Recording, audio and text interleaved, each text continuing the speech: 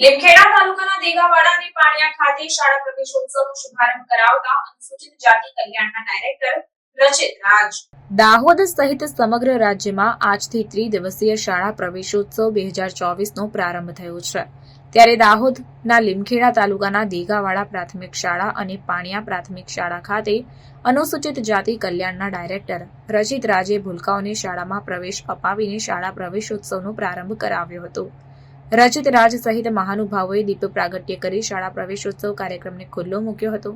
શિક્ષણની યાત્રામાં પગરવ માંડતા ભૂલકાઓને શૈક્ષણિક કીટ તેમજ સ્નેહભેર આવકાર આપીને શેડ્યુલ કાસ્ટ ડાયરેક્ટરે શાળામાં પ્રવેશ અપાવ્યો હતો. શાળાના તેજસ્વી વિદ્યાર્થીઓનું સન્માન કરીને રચિત રાજે જીવનમાં ખૂબ પ્રગતિ કરો તેમ શુભેચ્છાઓ પાઠવી હતી.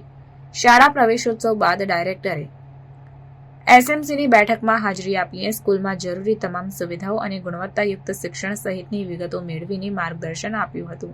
આ પ્રસંગે પાણિયા પ્રાથમિક શાળા ખાતે કોમ્પ્યુટર લેબને મહાનુભાવોએ વરદ હસ્તે લોકાર્પણ કર્યું હતું. આ પ્રસંગે અનુસૂચિત જાતિના ડેપ્યુટી ડાયરેક્ટર વિરલ વસાવા, સરપંચો, બીઆરસી, સીઆરસી, મયંક પટેલ સહિત ગ્રામજનો અને શાળાના શિક્ષકો ઉપસ્થિત રહ્યા હતા.